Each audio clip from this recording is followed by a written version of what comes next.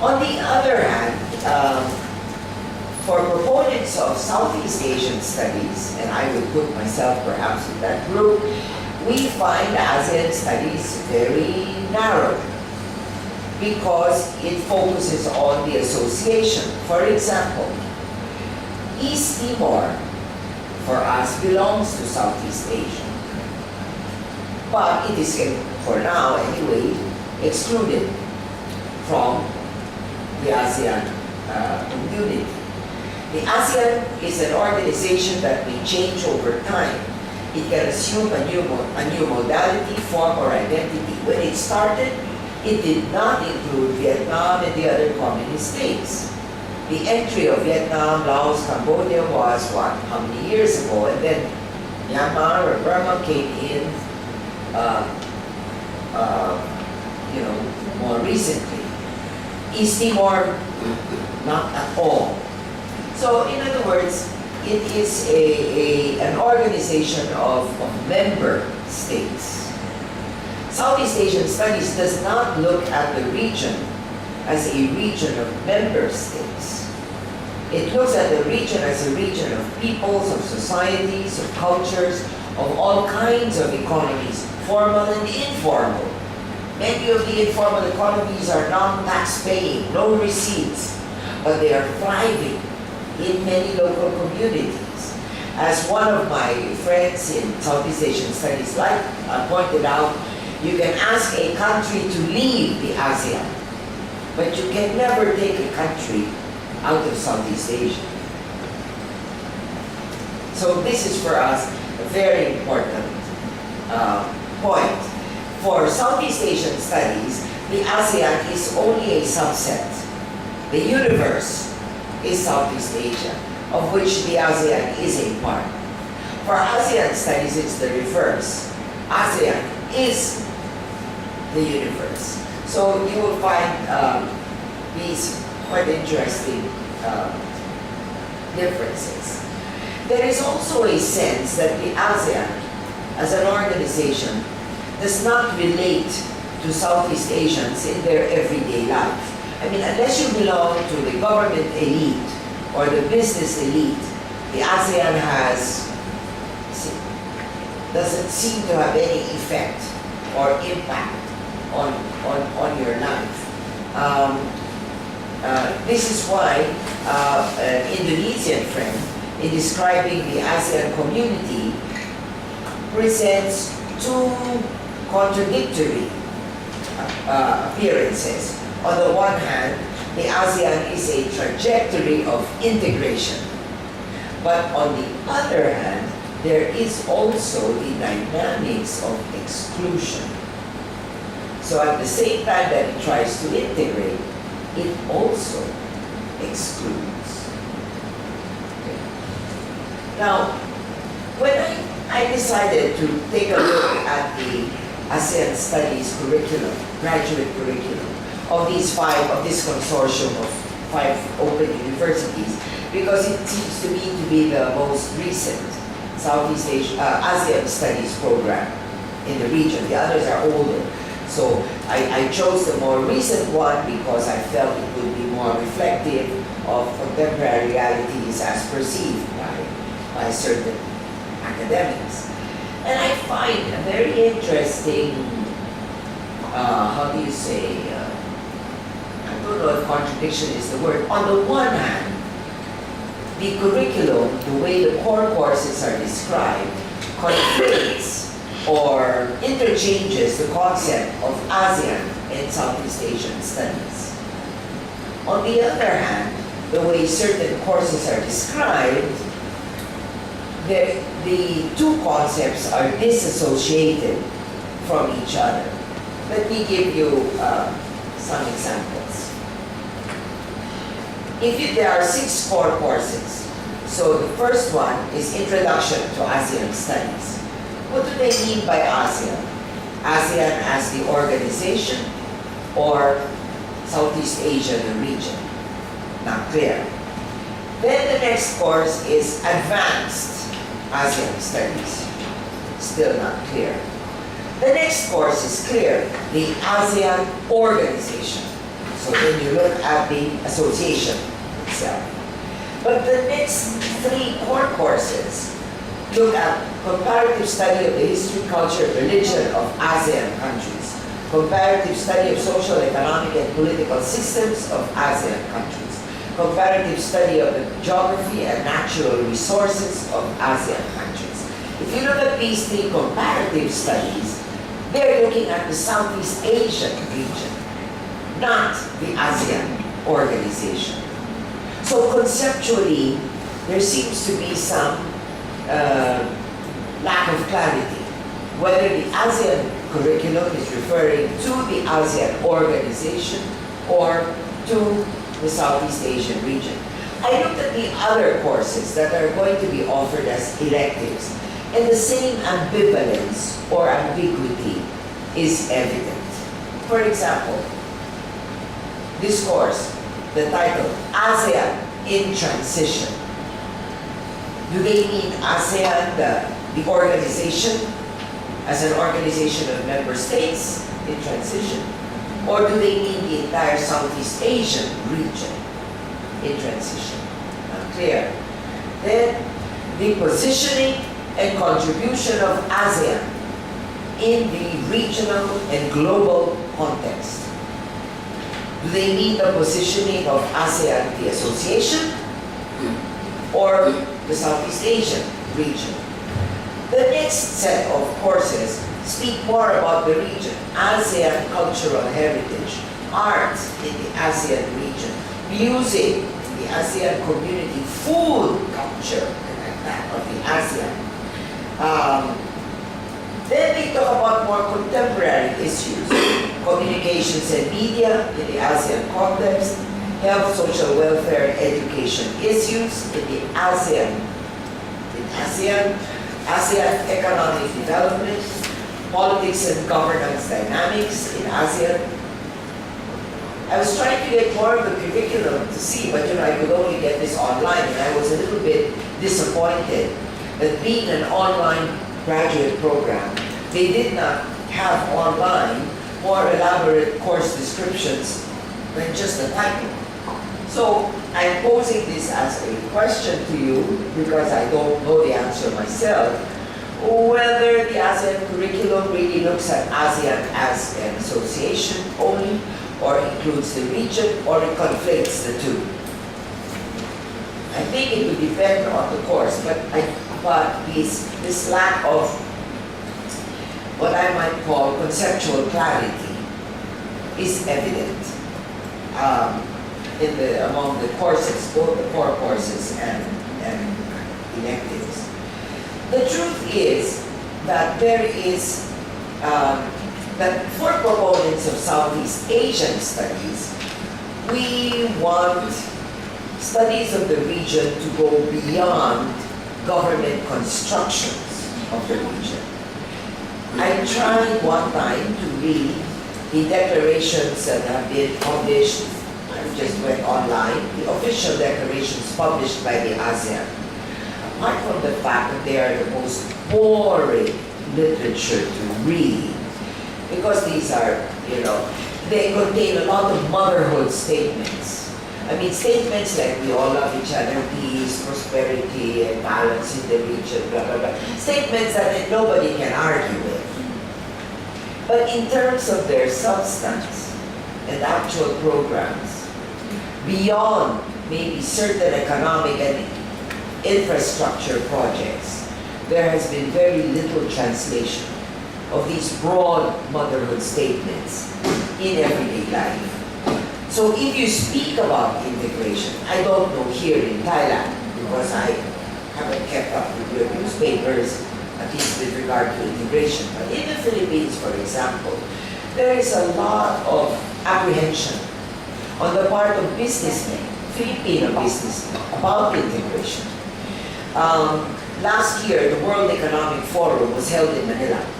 So many of the countries were there represented. And you will see that divergent views emerged regarding the preparedness of Southeast Asian states for integration. one prominent Filipino businessman. I mean, like his company owns telecom, telephone, he owns hospital. Don't think he has bought the school yet. He owns Tollway. He owns several hospitals, in fact. Anyway, they own many kinds of businesses. He spoke up publicly and said the Philippines is not yet ready for integration. And that even if we had a unified market, we would not feel the effects until after a long time. Why? Because according to him, I'm quoting this, I'm paraphrasing from this businessman, a key feature of integration is worker mobility. Okay? Workers being able, like in Europe, you can move from one state to another and find employment anywhere. But he cannot imagine Filipino doctors and nurses wanting to work here when they prefer to go to the US, the UK. Japan is a problem because of the language, but they've opened up slots for Filipino nurses. Another concern with regard to integration is the idea of competitiveness. Take the case of agriculture. According to this businessman, Filipino sugar growers, farmers, are very poorly positioned vis-a-vis their Thai counterpart farmers. Why? The Thai 80 tons of cane sugar per hectare. In the Philippines, sugarcane farmers produce only 50 to 60 tons. So he said, we will be wiped out. We will be swamped with Thai sugar, maybe Thai rice, Vietnamese rice. In other words, agricultural production systems that have higher production levels, perhaps are more efficient, more mechanized, etc. They will swamp domestic markets. And so, rather than welcome integration in the business community at home, you will see these apprehensions being articulated quite publicly. Other Filipino businessmen who accept that there can be benefits of economic integration are also worried about it. Basically because of the inherent weaknesses in the Philippine economy. Particularly, for example, in the manufacturing sector, energy sector, transport sector, and infrastructure. The Philippines has one of the highest electricity rates in Asia, not just Southeast Asia. And so it makes it very expensive for businesses there because it would cost them less. You know, electricity is a daily operating expense. It would cost them less to put up in other parts. Now, tourism and trade, these are important aspects of integration. They are on the rise. But even, surprisingly, even the Asian Development Bank has called for safety nets to assist sectors of society that might experience the downside or negative effects of integration, particularly farmers and workers.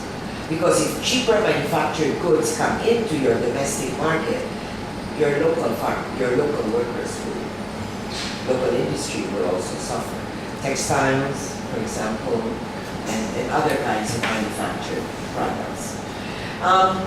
This mismatch, I think, appears not just in the level or the arena of business, but even in the arena of education.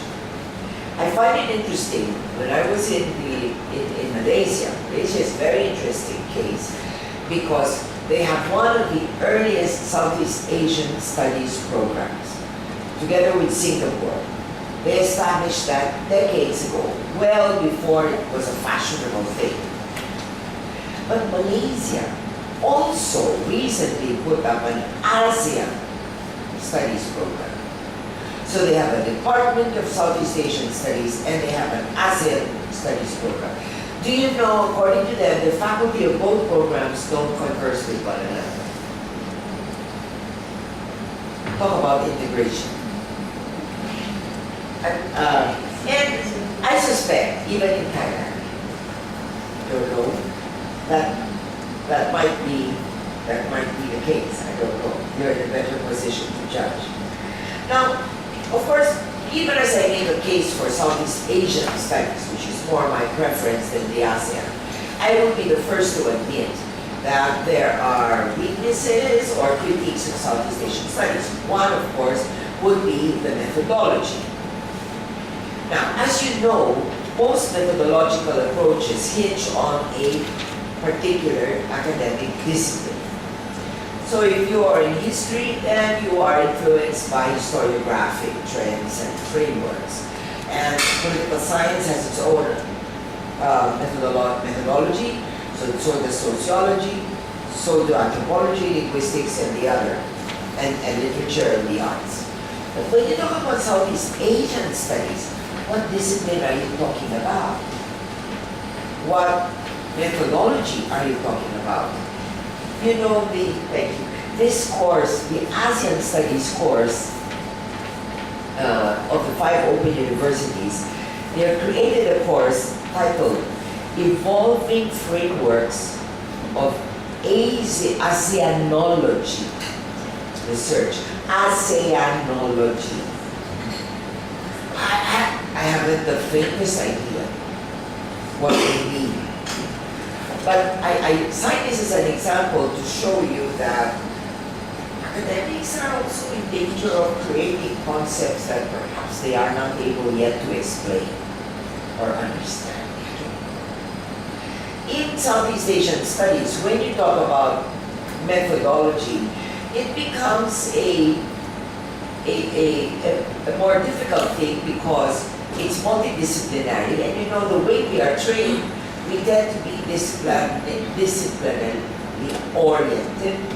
And then you're not talking about a particular country, but a region. And if you read the ASEAN, this region has many sub-regions. The Greater Mekong sub-region, the creation of the Asian Development Bank, not even of the Mekong countries, but of the Asian Development Bank. Within the Mekong sub-region, you have the, what do you call? The corridor, the Mekong River corridor. What do you call it? The east-west corridor of the Mekong Basin that covers Vietnam, Laos, Cambodia, and northeast Thailand, with the ASEAN Mekong Basin Development Cooperation as the state framework, the member state framework for this time. Then you have Brunei, Darussalam, Indonesia, Malaysia, Philippines, East ASEAN Growth Area. I think it's dead. It's still there. You have the Indonesia, Malaysia, Singapore Growth Triangle, Indonesia, Malaysia, Thailand Growth Triangle. All these interstate sub-regions were created by the ASEAN. I think they were built on massive infrastructure plans that aim to connect one part of the region to another. So of course, whether you're talking about massive road system or railway system, you will need to cut across national borders. So they created these sub-regions within the ASEAN to accommodate these cross-regional, or rather cross-country infrastructures. The interesting thing is that if you look at Southeast Asian studies and there's a growing, I don't know, some field that's called, for want of a better term, border studies, multidisciplinary studies of areas and communities that are on borders of 2 or more countries. Okay? National borders are fluid. Of course, my best example was when I went years ago and went up to northern Thailand, and in one day I went to 3 countries. First, I crossed the bridge and I found myself in Myanmar, then I went back. Then I took the boat and I crossed and I found myself in Laos. So my passport in one day had 2 stamps, plus of course the Thai here. I mean, this shows you the fluidity of political or national borders. This is what we mean by interstate areas, areas in borders. Communities here relate to one another without any passport, without any taxes. They don't even consider the exchange of products smuggling. Because once upon a time, before the European countries, nations carved out their kingdoms, these communities used to deal and trade with one another in a normal fashion. Many of them are related. They belong to the same clan. They speak the same language. They eat the same food and wear the same clothing, and they do not connect with the national capital, whether it's in Vietnam or Thailand or Panama, I don't know. That's very far away from these interstate areas. I don't know if you recall how many years ago this was when there was a kidnapping by Abu Sayyaf of some foreigners who were in Sipagan Resort in Malaysia. And this is not first-hand story. I have a colleague, professor from UP, who was a friend of at that time of the Egyptian ambassador. Apparently at the time the Egyptian ambassador was trying to negotiate with the Abu Sayyaf to release the foreign hostages. So when he asked them, like, why would you go to Malaysia? Well, they said, Malaysia? We didn't even know it was another country. Of course, because they crossed the sea. And the seas that connect the islands of Southeast Asia have no borders. So they didn't know they had entered foreign territory. They thought they were still near southern Philippine area. They thought it was their territory. So they kidnapped them, got these foreign tourists as hostage. Now, what am I trying to say? So when you have a very ASEAN, state-oriented kind of orientation, then you see things as defined by these borders. Nation state. When you see the region from a Southeast Asian studies perspective, then you have a broader understanding beyond just the politics. But you look at actual communities and people and how they deal and relate with one another. Of course, there are new definitions of borders. This one of a few years ago, ZOMIA, Z-O-M-I-A, by James Scott and William Van Schendel. They're very much into border studies, and in their studies of the region, they found it useful as a conceptual tool to create a new region they call Zomia, derived from the term Zomi, Z-O-M-I, meaning Highlander, in the Chin-Izo-Pumi languages spoken in Burma, India, and Bangladesh, or more broadly in the Tibeto-Burman family of languages, which are spoken in Kashmir, North India, Nepal, Tibet, Sikkim, Northeast India, Chittagong Hill Tracts, which are in Bangladesh, Myanmar, Yunnan, Sichuan, China, Thailand, Laos, Vietnam. So you have a new region that's not ASEAN, that's not Southeast Asia, but they call Zomia. It includes parts of Bangladesh, the highland parts of India, and the northeastern parts of other countries in Southeast Asia. Now, their study of countries, or societies maybe is the more appropriate term, of societies in this region of Zomia, they find that there is a linguistic and cultural affinity, even religion, kinship systems, and trade networks, which date back to a long period of time.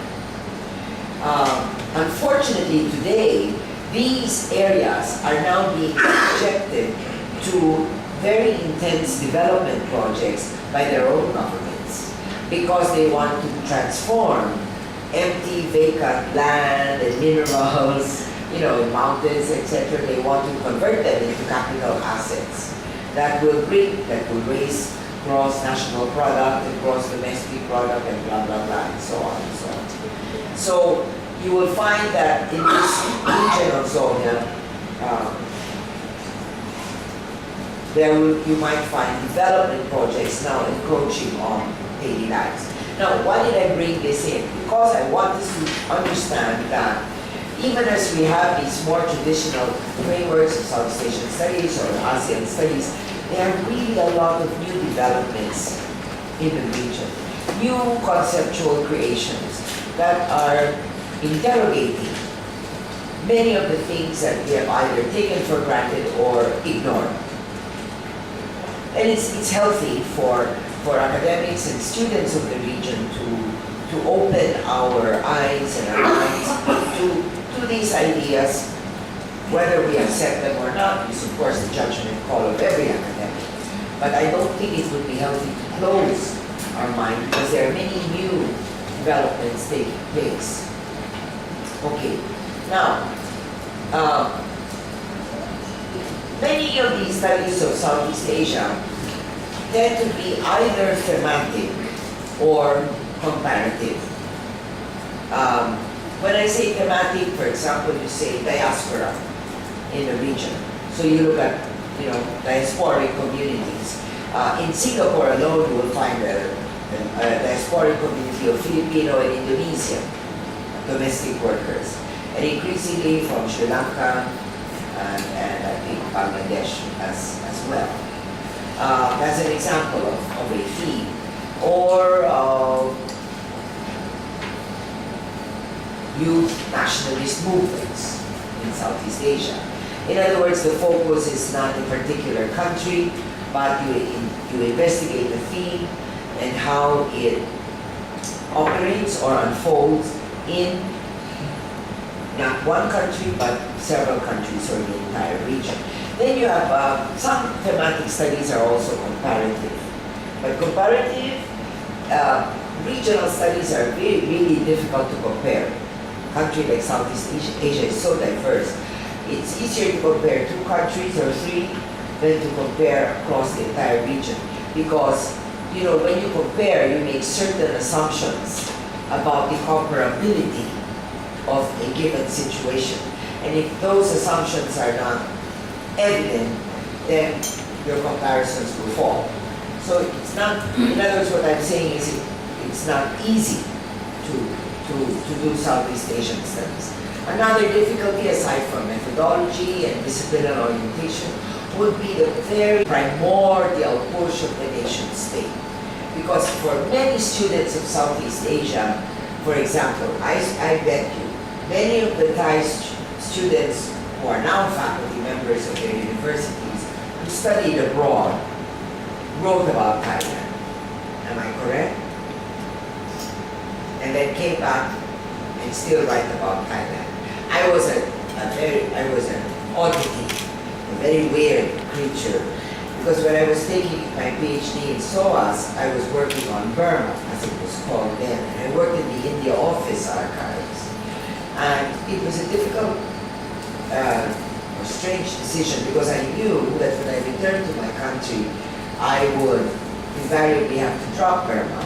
At that time it was, the coup, I finished my degree in the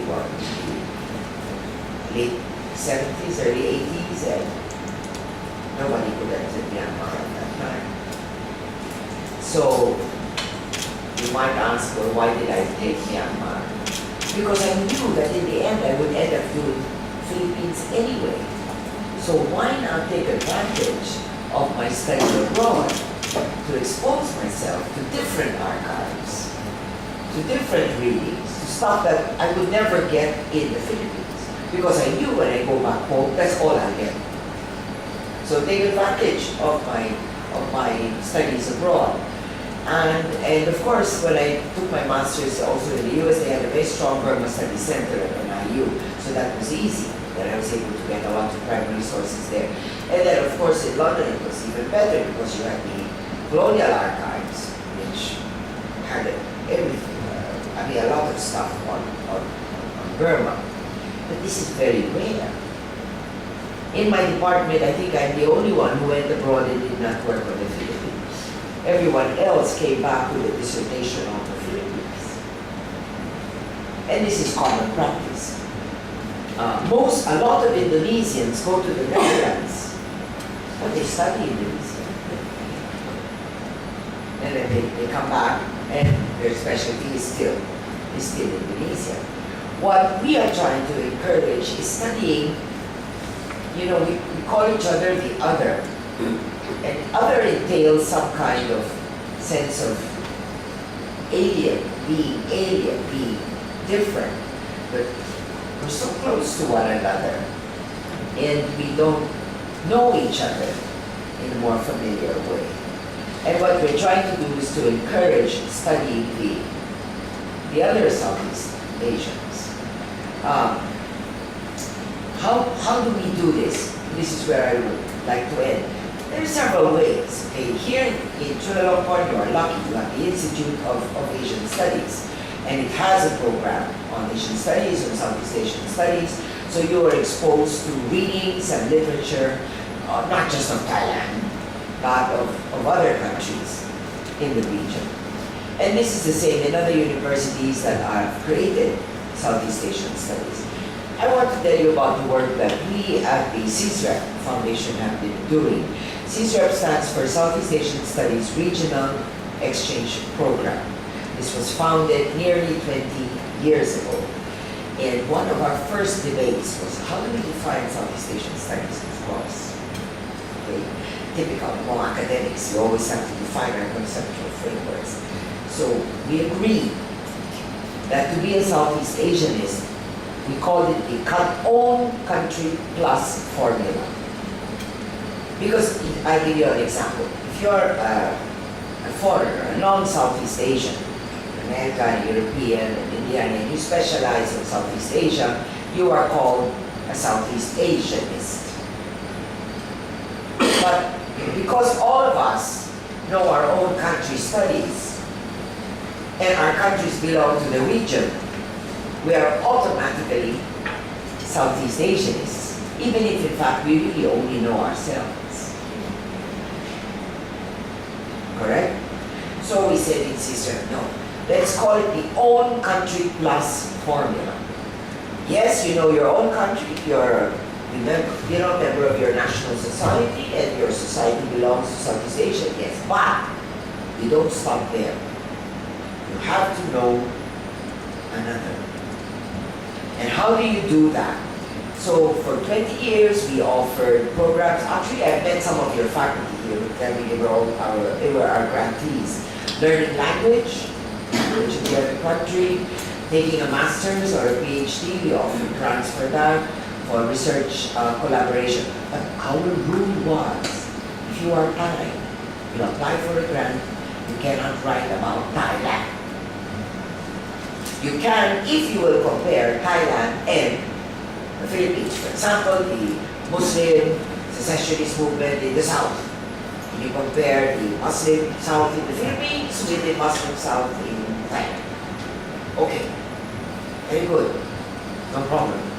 But if you say you only want to study Southern Thailand, we never funded own country solely, because we wanted to develop a generation of scholars and academics and researchers in the region who were confident about their own countries, their knowledge of their own countries, but in addition to that, also learn something about the region to which their country belonged.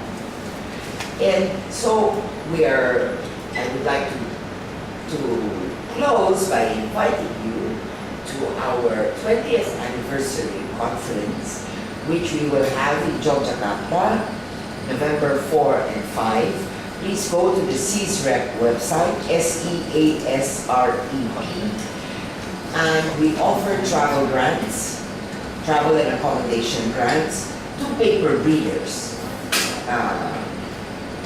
Of course, we would like to encourage you to apply for grants from your own universities, but we realize that university funds are limited.